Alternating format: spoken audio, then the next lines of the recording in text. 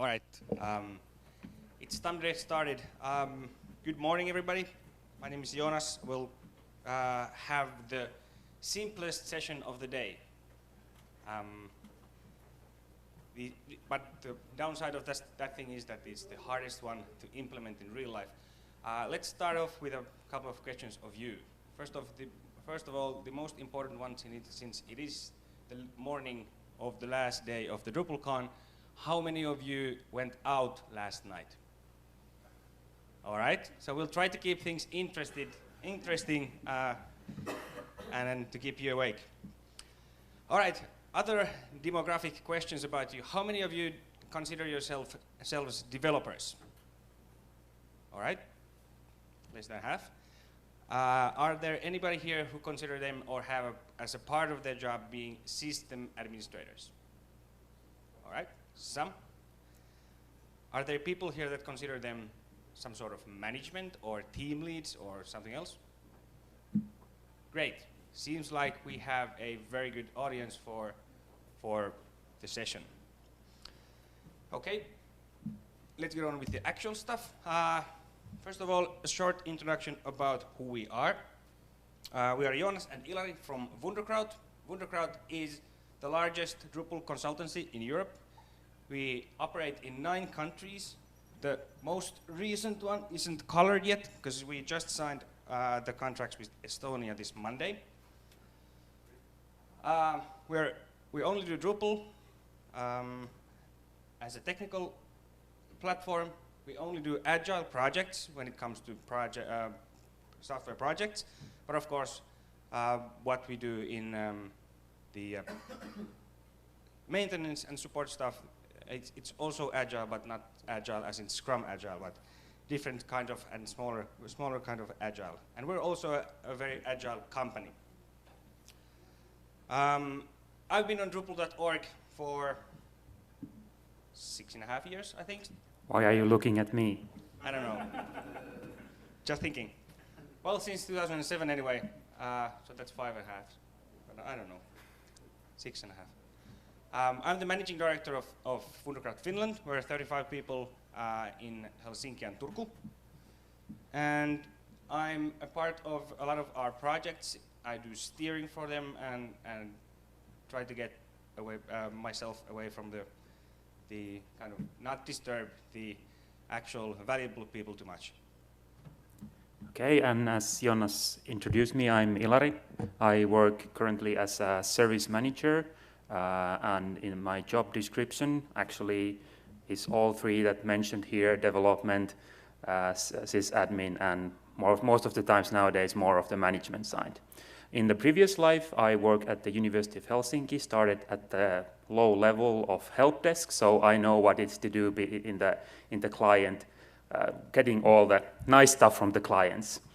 And before I started working with Drupal around 3 years ago, I worked and I still currently work with WordPress also. So I'm still in open source side.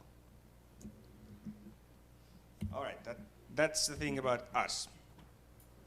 All right, we had kind of a humorous topic in the session saying that we want to create vendor lock-ins. And of course, as you know, in the actual open source world, that doesn't happen. In the traditional world, vendor lock-ins is when evil proprietary systems, or not necessarily evil, but proprietary anyway, customers get stuck with certain companies, certain vendors, certain service providers because the service provider owns the software or they're the only one to support that. So sometimes that's a bad thing since the vendor may produce really bad quality, really bad customer satisfaction, and the customers are paying too much and they're not able to be happy with the service that they get, but they're stuck. They can't switch away at least anytime soon.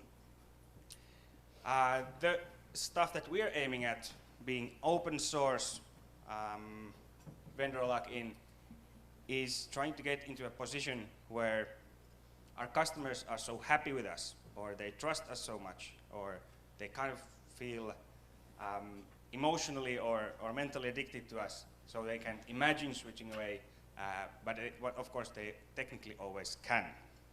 Websites evolve for years. So from the user's point of view, even if you did a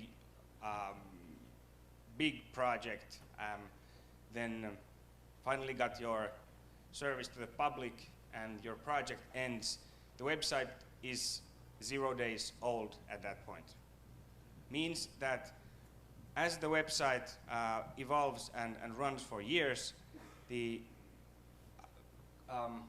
whole customer satisfaction or the whole experience about whether the service is able to serve the needs of the users and the owners is made during that longer period of time. So not the first couple of months, but the upcoming years. Next one. All right. Those of you who admitted to being developers and not so much the other two kinds of people that I asked might think that they don't want to do hosting and support and maintenance stuff because they want to create new things. That's fine. We have a lot of those people as well. We probably have even some of those guys from Wunderkraft in the room. That's fine. Not everybody has to. But of course, that's even more reason for creating a system where you have a team of people that are dedicated for that are motivated for that are really good at that. From the company point of view, maintenance is really important because it's really good for your business.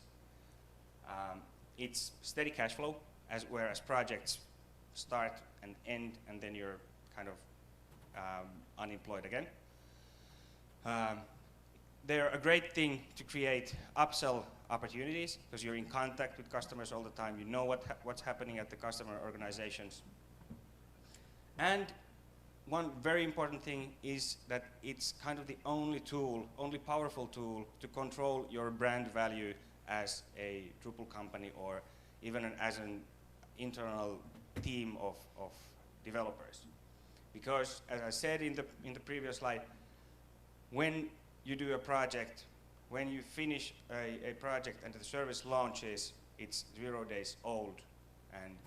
And if you would do a great project that would bring a lot of value to the customer, but then it would be maintained by somebody else, hosted somewhere on a crappy server, it wouldn't be a good kind of showcase for you. So it's best that you're the best one or the go-to company for hosting and maintaining the sites as well. Other aspects to having a great support team is that it's great for internal support. It's great for the people in your company or in your internal teams that don't do the life cycle parts or the support part in your project, since they are the kinds of people who get what you did wrong in the project or what somebody else failed in a project when they forgot to put caching on views or whatever. So they can help the developers not repeat the same problems that previous teams or previous projects have done. So in that sense, they're a quality assurance factor in the company. And of course, our support guys are present even before we start actual implementation projects because they are already in the RFPs. We're selling them as a part of our offering. So having good support, having good continuous development is a competitive edge for us. And of course, we want to keep it that way.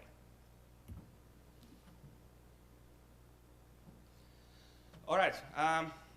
It's stupid to try to invent all wheels yourself. So we're proudly saying that we've stolen some of the ideas that we have in our maintenance from other industries. This is a quote that I stole from Zappos.com. Zappos is a really well-known online shoe store, basically. And what they say in their about.zappos.com is that We've been asked by a lot of people how we've grown so quickly, and the answer is actually really simple. We've aligned the entire organization around one mission: to provide the best customer service possible. Internally, we call this our WOW philosophy. And this is something that we've tried to adapt to Drupal services as well. And now I'll turn the mic over to Ilari to show how it's actually done. Ilari, go ahead. So basically what we have at the moment in Wunderkraut, we have this theme called Hymy, which means actually to smile. And this is the thing, the tool that we use to handle the hosting and the continuous development, all these tasks in our company. The beginning of all this was so that in the beginning it was just me doing all the stuff. There was no Hymy team. And of course, you all know when businesses start, one person can do certain amount of stuff. But when you get new clients and the projects end, you get more and more stuff, and at that point, one person isn't enough anymore. We came to that point at some point around, I say, a year ago or a bit over a year ago. And that was the crossroad where we also decided that we want to do this as a competitive advantage for us.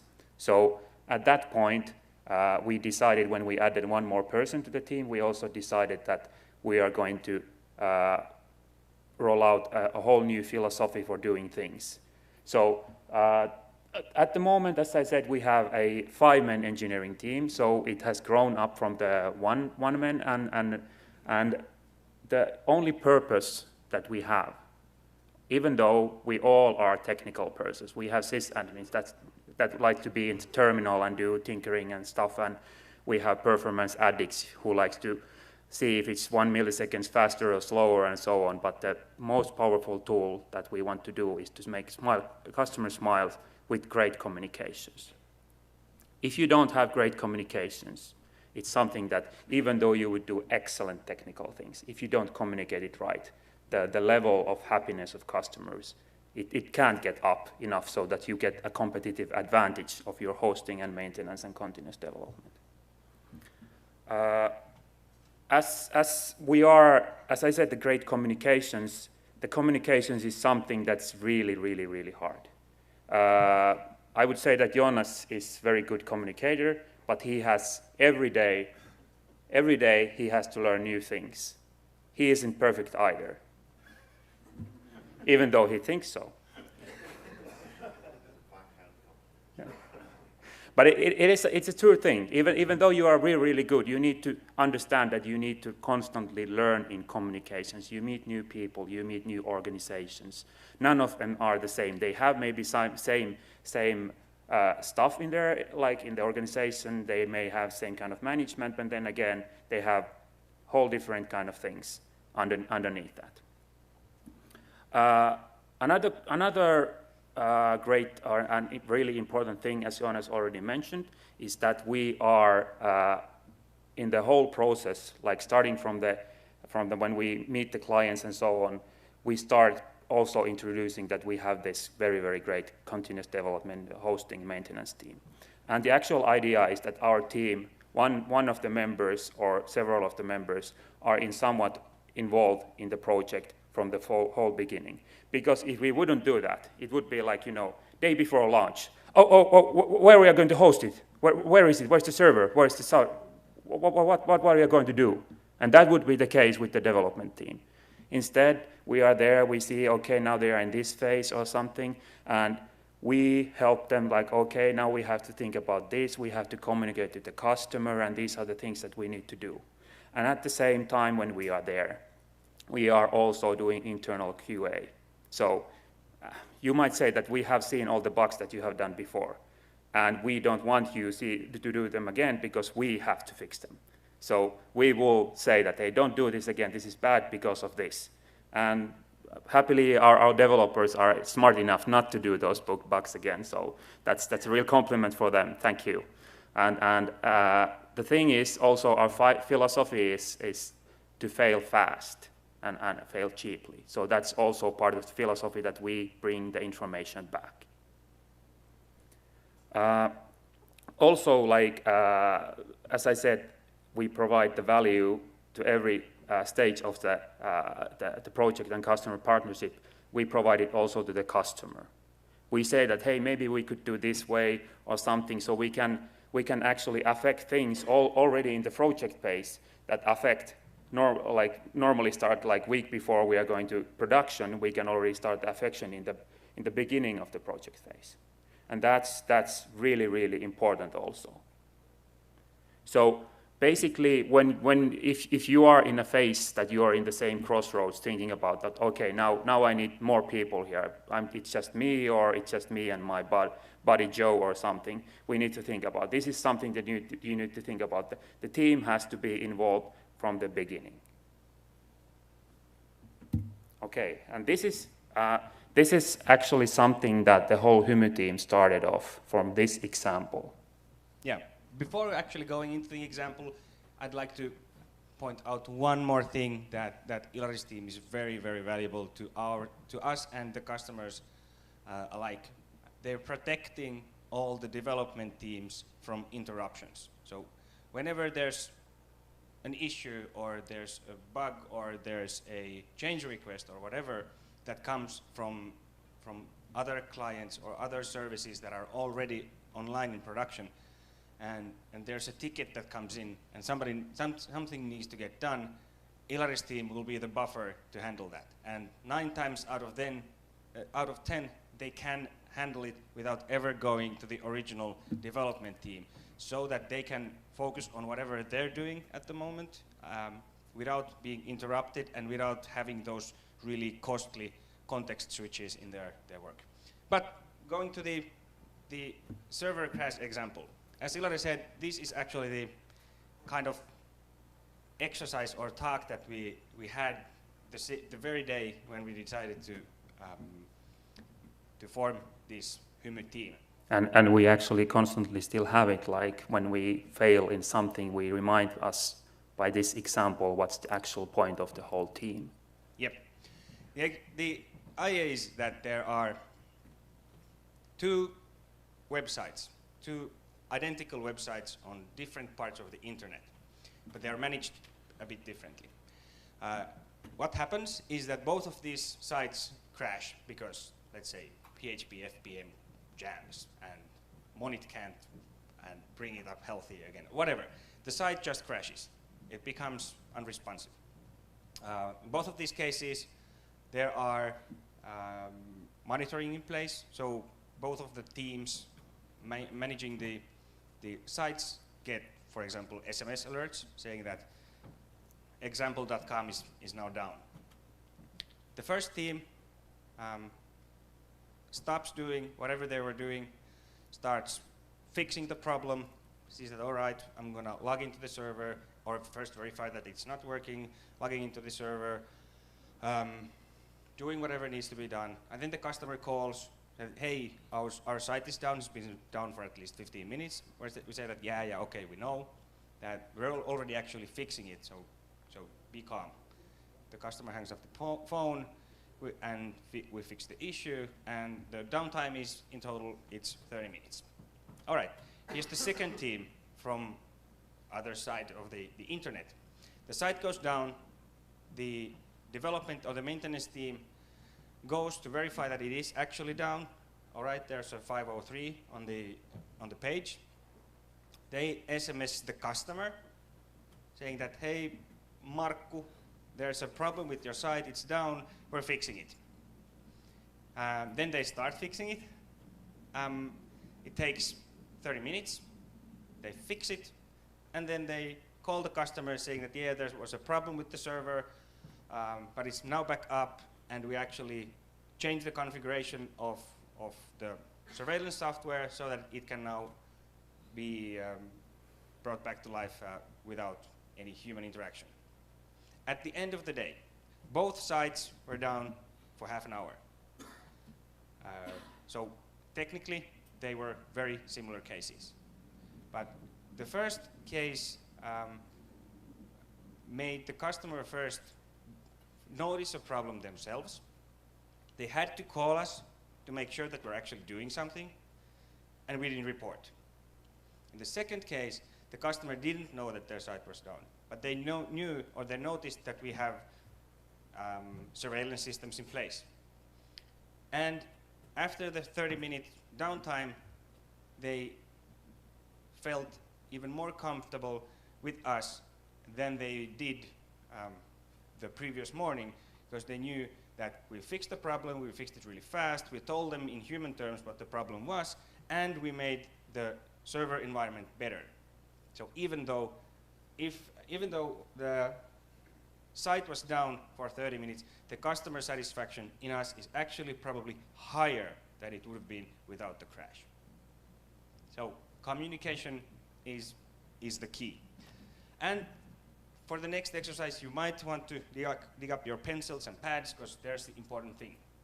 Okay, so this is really important. Be ready. This is one of the key elements. So as we talked about, as Jonas said, recovering failure, you might write this down. It's really hard.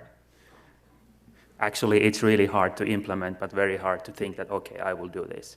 So the idea is basically, as Jonas said, before you do anything. Of course, you can go and log into see the site, it's actually down. Then communicate to the customer. Then you can act and start doing this. And actually, if it's going to take long, just repeat the number 2 and 3, act, communicate, act, communicate, act, communicate. Because this is something, if you communicate in the beginning, then you act, and then you are silent for 3 hours.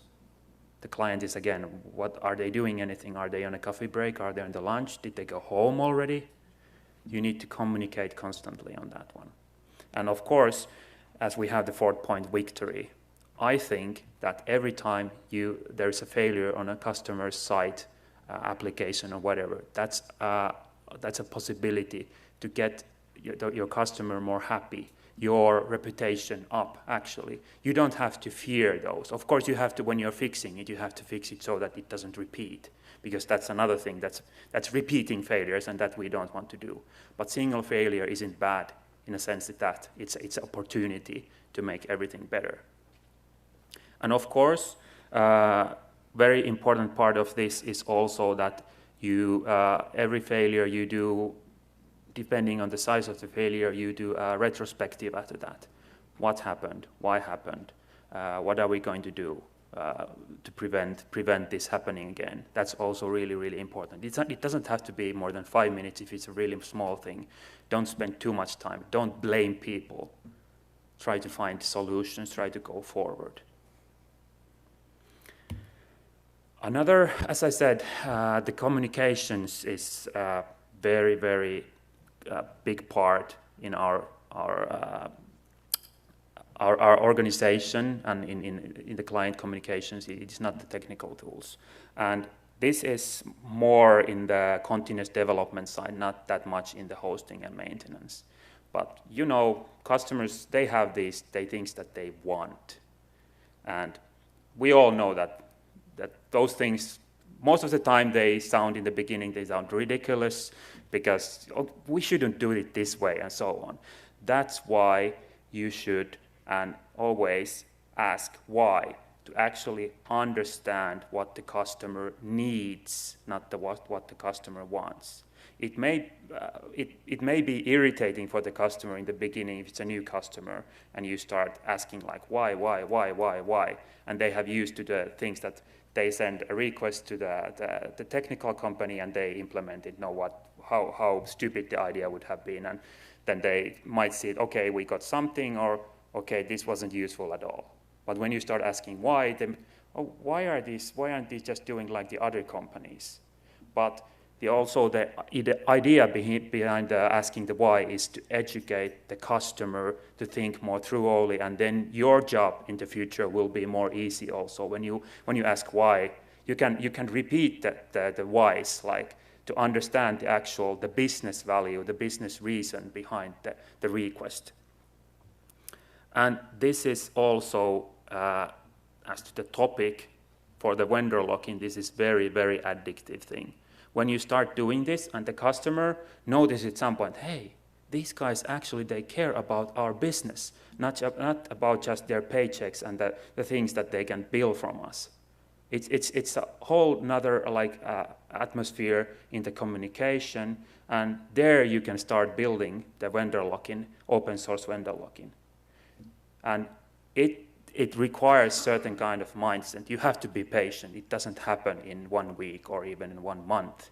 But it's when you start it from the project phase, or if you get it just for hosting, you start it immediately doing before you even sign anything, you start doing this.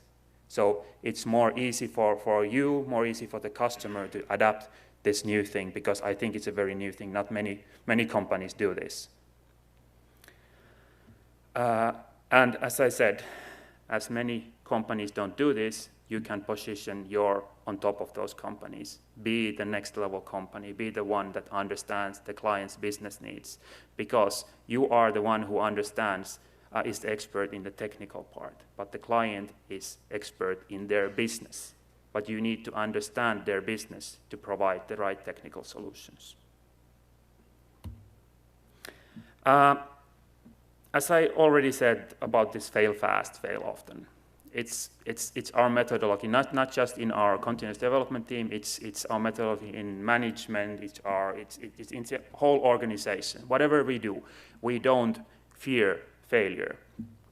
And you might think that, hey, why to fail? Why just not, always succeed in everything you do? Well, first of all, that's impossible. We are humans.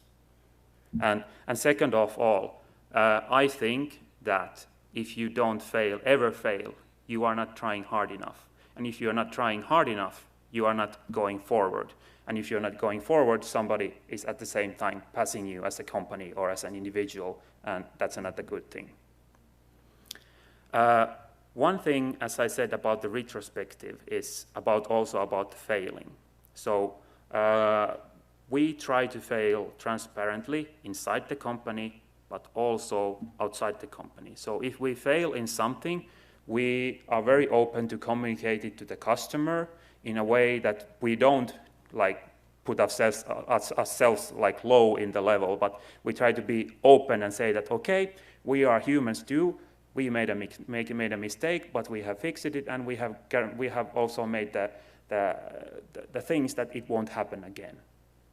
That's just positive influence if you are open about that. Then also that's a part of the building the relationship, building the trust between your client. You are open to them, and at some point they will start being open at you too. And the fact is that, at least in our environment, and I think in every environment, if you don't, every time somebody fails, you don't pinpoint, oh, it was that guy who failed, or that guy, or that one failed, and it was his fault. But you say that, okay, you are allowed to fail. But remember, just fail once in that subject, learn it, fail fast, fail cheaply. And that encourages productivity in your company. You may start making new things, new innovations. People actually are with their whole heart in the business doing that, because they know that they are cared for. They are not blamed for every mistake that they do. They proceed further with their experiments, so you get all the cool new things and get the business advantage compared to other companies. And as I said about the openness, we have actually a tool for this. We call it Fail of the Month. And it's basically for this, the biggest failures that we have, we kind of cherish and in kind of way celebrate these, but also try to make other people learn out of them. All right, great. Everybody still seems to be pretty much happy. I don't see anybody snoozing. Let's go through the tool of Fail of the Month through an example. This is a customer of ours. It's called Uusi Suomi. It's an online-only newspaper in Finland. It's one of the biggest online newspapers that Finland has, and it's the only professionally run online-only newspaper that the country has. And they had an issue, or like most newspapers, or all the big ones had an issue between Christmas and New Year's last year. There was some group of people that did a series of distributed denial of service attacks. And a customer of us, Uusi Suomi, was one of those. They got hacked on the, or not hacked, but DDoSed on the 28th of December. And there was an issue on our part with that, and that's of course not the fact that the site went down, but the communication that followed. This is an actual document on how we managed that failure last December. So with all the typos and all the names and all the company names and everything in there, it's an actual document. So the background. As said, on 28th December after midday, Uusi Suomi news site was DDoSed, like many other media sites during the couple of days around that. Site was down for 30 minutes for regular users. The issue was solved when the internet service provider, who hosts the servers, started restricting foreign traffic to the sites. Some minor issues existed still 1 hour after this. But basically the site was down for 30 minutes. We couldn't access them, nobody could access them because of that. All right, then in detail what happened. We got an alert like 2 minutes before 1 in the afternoon that automatic monitoring notified our support about an issue. 5 minutes after that, we confirmed that the server was inaccessible and started to find out what the probable cause was. 4 minutes after that, we called the service provider, the hosting service provider, and told them that we can't even access the servers, we can't access via SSH to find out what the problem is, and neither could we access the management consoles of those servers. So we kind of thought that this is probably a network issue. So we called them and asked them to have a look at what happened. 13 minutes after that, the internet service provider gave us information on that there's a lot of traffic coming to the sites, and they're seeing what they can do about it.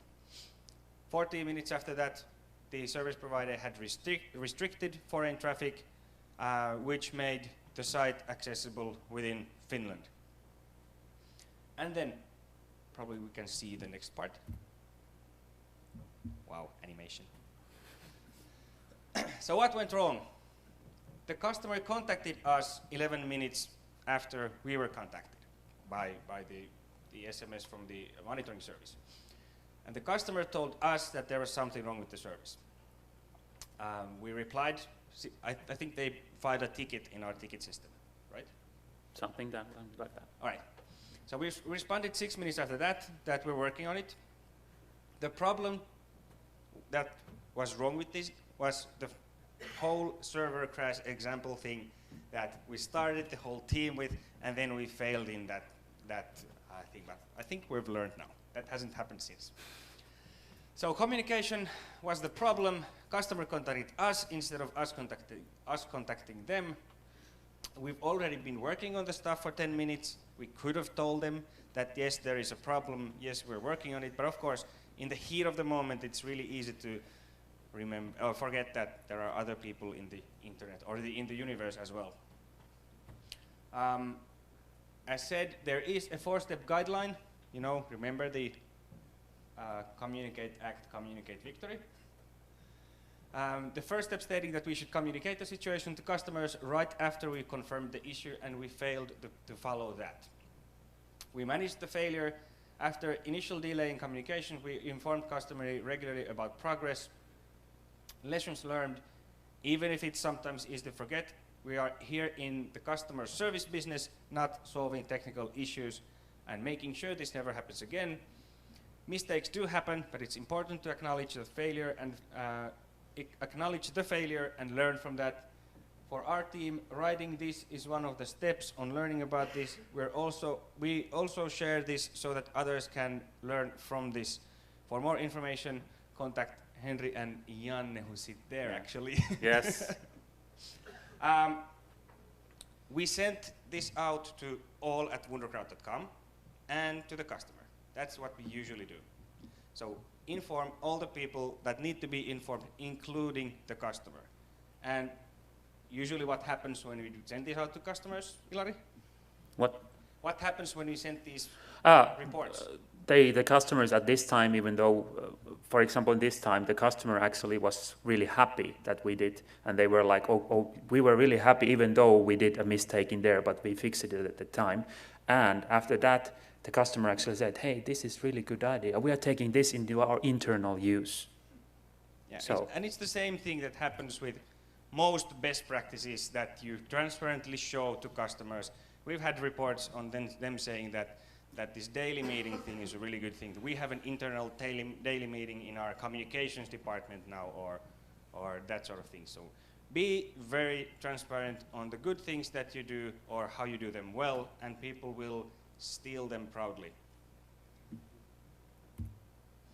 Okay, this concludes the content of our session, and I'm hoping that this is at least one thing that everybody has to take away from this session. If you still drink, if you still drink. How many of you drinks now? If you still drink, Drupal support and maintenance is a technical job. You weren't listening, you're not doing it, you're approaching it the wrong way. All right, do you have any questions or comments? You can ask now, great, I'll bring you the microphone. You can ask now, ask on Twitter, or come to a BAF session we're hosting in a room right after this session ends. But we yes, probably can find the room. And I also asked Scott Massey, who had a similar kind of session yesterday, and he at least yesterday said that he would be coming also there, so we can have good conversations there. So right. Please do arrive. But for questions. What's the process that you use to communicate the support lessons back into the rest of the team? Like you mean like internally? Yeah. Well, it depends, of course, like in how what kind of problem or thing is this. Sometimes we just go and walk if the team is there and walk and talk it with them. And if the thing is important that we see that it's something that everybody should know, after we have discussed it with the team in Skype or face-to-face, then we communicate it with email or in Skype or however to the whole Wonder crowd, so that we can, if we fail in Finland, then we hope that if we say to the Belgium guys won't fail it. After that, we have informed them that, hey, don't do this. This is stupid. So it's just case by case. It's not a... Yeah, but basically we try to do it every time so that we inform the whole Wonder crowd about it. Or if it's a dev problem, we might want to say it to the management, but we try to bring the message to all developers that don't do this. This is bad. All right. Adding to that, one of the processes that we have in place for spreading the knowledge is that we usually dedicate or nominate a person within the continuous development team to project teams. And they're a person that's responsible, kind of follows up on what they do, make sure that when they start their project, they use the right tools, the most up-to-date tools, because the tools change every 3 months, and make sure that all of their technical infrastructure is done right, and follows up on the performance issues or whatever best practices issues there are, to make sure that project teams learn from other project teams, even while the both projects or various projects are going on at the same time, so we can kind of shorten the learning cycle. My question was going to be virtually similar. I run teams, and what I found is that didn't work for me. I was just wondering whether my approach, you'd ever considered it and dismissed it or not. So what I do is I actually tend to split my dev teams up and have a rotating rota for the support team. So the support team is the dev team. They're the people who develop the latest release. Because what I've found in the past is that, yeah, you can embed what is essentially an ops person into the development team, but they really have to be working on the code base to even do a release or to support any issues that come up. And then you still have that kind of slightly siloed approach. So what I do is I have if I have, I don't know, a dev team of 10 people, then I might split them up into 3 and 7 or 2 and 8 or something like that. And after every release, the 3 people from the devs team kind of spin off, and they're the support team for the next 2 weeks, 4 weeks, or something like that. And then if they want to keep doing it, it's fine. If not, they can merge back in. Because the other thing that tended to happen was that people sometimes got a bit demoralized about being stuck on support, and it's a bit less interesting than being in development. Have you thought about that? Any problems with that, or comments from Wunderkraut? Well, I'll let Ilari speak in a minute, but one of the reasons 5 why minutes. Ilari, don't be like that. One of the reasons why we have this team, of course, one of the things is the customer-facing things, but the other is that we want to do this as good as possible internally as well, and we have people that are really good Drupal hackers or Drupal people, and they're saying the kind of thinking that if they would need to be nominated to that team for more than 2 days, they would probably start finding a new job. And sometimes we've had issues trying to convince people who we want to be a part of the team that no, you don't have to be in the team forever, and no, it's not a second-grade thing. I think that's the best team we have. They are responsible for most of our customer satisfaction, even more than the people that build the applications. But as far as your question goes, still remember it? Some part of it. Basically, like, I understand that what you're after that, but we see it so that we have to have the core team that has the part of the knowledge, like, in everything. So we don't have to, every time you get a new team inside, they have to learn it. It's the same thing like in projects. When you bring a new team member inside, you know that it doesn't accelerate it with 100% or something like that. It's the same thing in continuous development. But as Jonas said, we do it so that we have, like, now we have 5 people, but we still have more work than for 5 people. And of course, we cannot do so that people move from projects to projects to projects to projects. There are like week, maybe a month, but they are not doing anything billable. So then we use those people from projects, maybe to the old projects that they have done, because they know it already. So we circulate it in that way that we get people still from the project, but we have the core team that knows the current situation, and the new guy who comes for 2 weeks or something, he knows the technical side, and it's really, really fast to brief, like, what's the current situation, what we are doing, and so on. So that's, I think, that the way it could be working also for you. It doesn't have to be big in the beginning, the continuous development team, but the knowledge has to be somewhere all the time. Nice talk. I have business questions which might link with your company, as well as market of Drupal and Drupal maturity. I'm new to Drupal. I'm managing a research lab, private lab, but it's on telecom. I'm working on telecom, and this telecom market has been maturing in a way that basically you cannot tell I'm a telecom shop like you could find a Drupal shop on the market. You have, I would say, players which are segmented on different, I would say, activities for different group of users, and that's the only way to survive in this, I would say, competitive market. So my question would be about the why that you mentioned. Key things for you is to understand the business of the customer. If you go deeper into this kind of question, then you might have competitors in the market who come with people that would upfront understand the business of the customer. And they will not only ask why, but they will also, yes, I do understand why you're doing that. Can you give me some little more details about how you are implementing this? Meaning that you might be, in a way, on the market big enough or Drupal mature enough to be able to segment your offer into specialized areas like banks, retail, anyway. So do you think that there's maturity on the market big enough to do that right now, or it will be a longer time? I let Jonas to answer that. Yeah, it sounds like a question that I should answer. Whether there are really good business consultants in Drupal, well, no.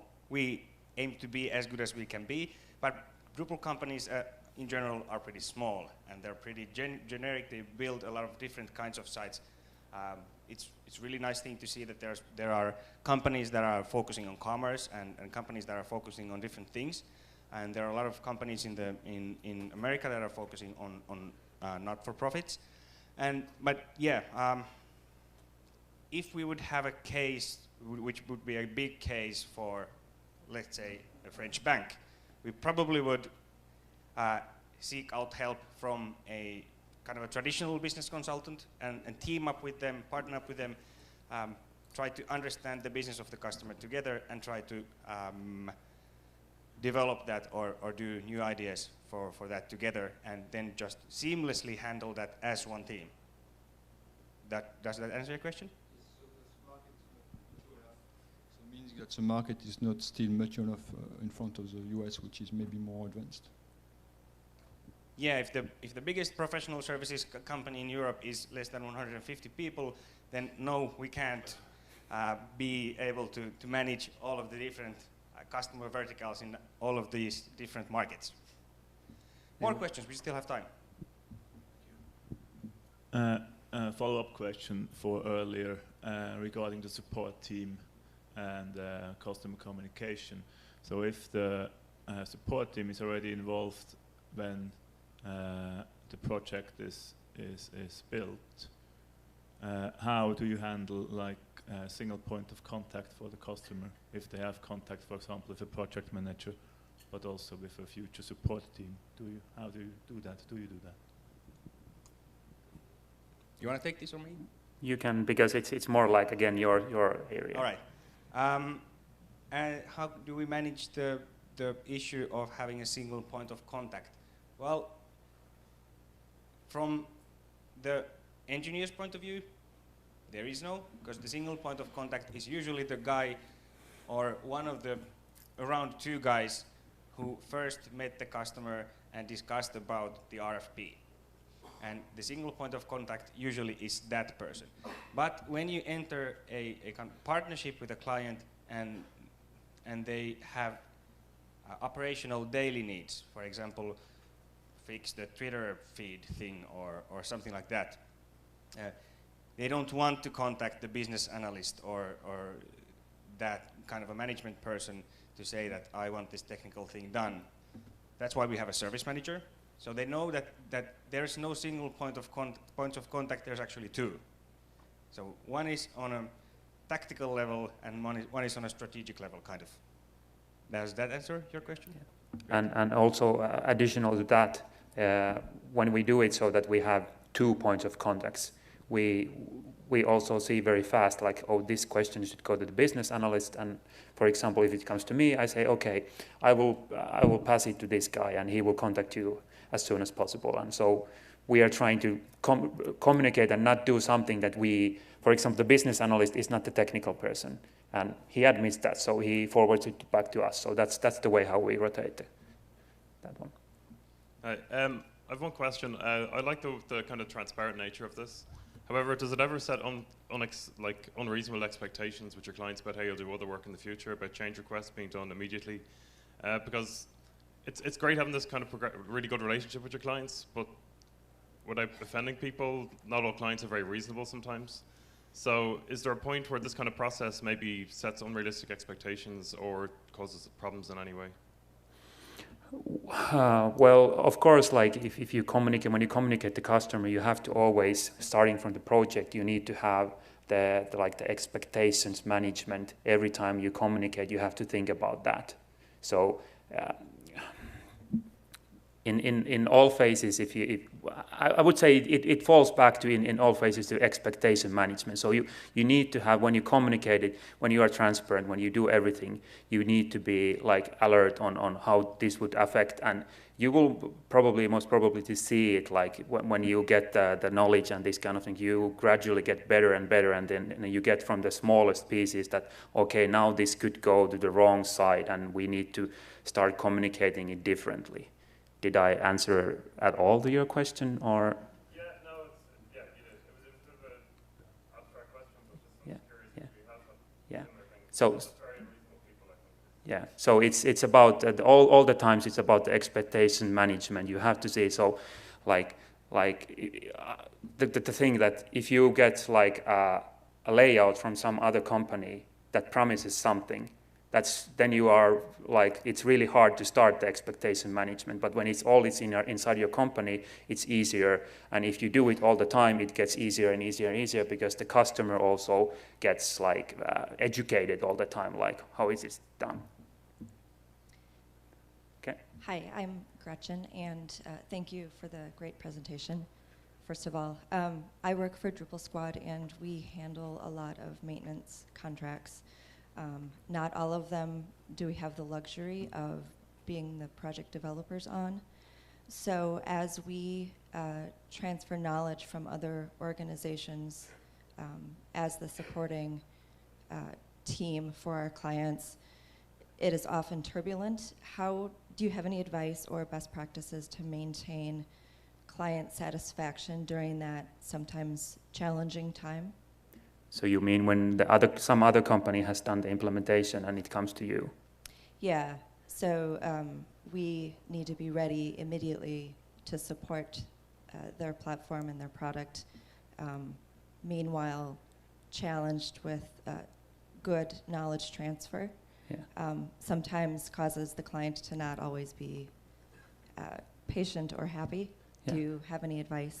How we do it, that like, of course, at some point you have these trusted companies that you know that they do good quality, but then you have these unknown companies like small Drupal shops that you don't know before. They might be really good or not that good. So one thing that we do if we get a project, we do a Drupal audit for the site. So we can guarantee that it is. And it's something that after Drupal audit, we give the results to the customer and say that to be able to provide our great support and the top-notch level stuff that we deliver, these things needs to be done. And one point can be like, hey, there's no documentation, high risk, we don't know what has been done. Or like one of our developers is like very, very, very interested, like if there are no comments in the code, that could be a really bad thing also. So I would advise to do an audit for the site, and if you cannot do it, if you cannot do the audit, it's really risky business, because then you are risking the stuff that you will just get the black box of something, and then it will be dumped in your stuff, and who knows what happens after that. Yeah, in short, you have to do an audit before taking an application that somebody else made under your kind of wings and protection, because you're giving them an SLA, you're giving them a monthly fee in which you promise to take care of the site, and you have to know the site first. So if possible, do a Drupal audit with the other company that's handing that over to you, willingly or unwillingly. But anyway, do an audit in cooperation with them. Don't blame people. Just try to find the weak points and tell the customer how to fix them, or how much money they need, or how much time they need to fix that, and then start the support contract. Thanks. Hi, thank you for the presentation. Do you use some kind of ticketing system or support system? If you do, what is it? This again comes to the philosophy of our company, in the sense that we try to do things as simple as possible. So at the moment we use just simply open Atrium with a couple of little tune-ups there. So basically clients, it's like we say, it's the bottomless barrel of their like dreams and whatever. So clients can't enter there anything that they want, like help desk requests, continuous development requests. So for the help desk request, of course, we answer like during the contract and so on.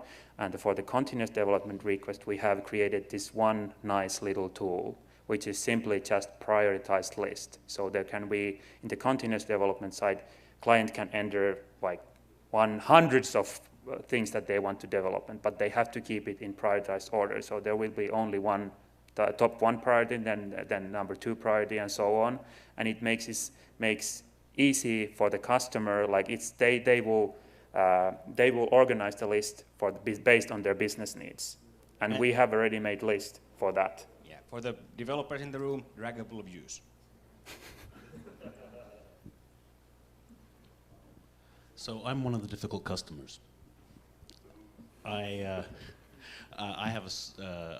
managing a multi-site platform, and as the project manager, I'm actually trying to step back and write myself out of the project a little bit, and I'm trying to figure out how we can continue to be a good customer, and maybe a little less stressful on you, and burn through our support hours a little more slowly. And we're trying to assemble sort of a group of admins for the various sites that are on the platform, and build some sort of knowledge base. We're still working on the workflows and the procedures, and what I'd like to know is how we should best interface with our vendors, our hosting and our development vendors, in such a way that we can be good customers as effectively and efficiently as possible, so we're not burning through tons of hours with redundant requests from multiple sites. Do you have any thoughts on that? Whether we have a silver bullet or not, no. But I don't know, just speaking in general terms, when you have a cooperation with this, you need to have a shared goal with the vendor or vendors that you have with the site or sites. So be transparent, be human, be personal, and try to talk from as a person to person. Try to find simple ways to go around problems that seem difficult, but the silver bullet, no. So what I would say, as I'm on the other side of the fence, we would say, like start showing about the open communication, start building the trust from your side, and what you can do is like to have like some kind of, if you have several sites and you have, we say, like we could have like product owners, like for each site, a different person is the product owner of the site. Try to do it so that they would collaborate inside your organization, so that you would have also shared goals, so that you wouldn't, as you said, there wouldn't be multiple same requests at the same time. So that helps at least. Or have one person, they might be in your company, they might be one of the service providers, have some person who has a responsibility of minimizing the redundancy. So watching these different development queues, doing something like that, having that as a part of their job. I have relevant experience. So my team, until very, very recently, just like a month ago, we're looking up after a bunch of publishing sites, and there's a bunch of content editors. The one thing that I'd mentioned that hasn't been said before is, if you're planning, that's really good. You know, what we want to build is a tool for your guys to do their jobs. We don't want you to come to us all the time to you know, make every little change. But you need to start talking to your dev team, to your vendor right now about this, to make, because especially with Drupal, which stores kind of configuration, and there's no hard distinction between content and development, or not as hard as in other systems. So you need to start talking to them now, because what your content editors do can really step all over the dev team, and then you're going to have, you know, constant battles between the two. And oh, but you know, the latest release blew away our thing, but we didn't know that you did a thing. So that's kind of it. Okay, we have time for one quick question. Were there any more left? And we have a ton of time in the BAF session, yes, if somebody wants to come. Going back to the failure reports a little bit, do you have a system or a method to make those, to consult those things for, especially on such a large scale as with you? Do you mean like internally? Internally, yes. So I mean the consultability of those reports, or is it just like lists of them and you can just consult them in it? Well, basically what we do, as I said, we send the failure, like the whole text to the whole company, and after that, if we see so that we still need to explain it in, for example, in more developer-friendly way, that the developers actually need to do it, then we will do it. The methods are free, we do it maybe Skype, email, whatever, but it's per case the situation. If the fail of the month isn't enough, of course we try to do it or we do it so that we will explain it to devs so that they understand it also from their side. Yeah, so basically there's no big system or policy in place. We have kind of a document template that states the titles in the things, like not just describing the problem, but how to learn from that, and then kind of have the culture of people stepping up and bringing up their failures. So yeah, exactly, bringing together like a question. Yes, bringing up the question and bringing up the kind of the solutions for doing it. But hey, thank you. Please do and rate the session on the DrupalCon site so that the Drupal Association knows how to have good sessions. And we know how to have good sessions. Yeah. For those of you who want to continue, we have above somewhere, follow us. Yes. Thanks. Thank you.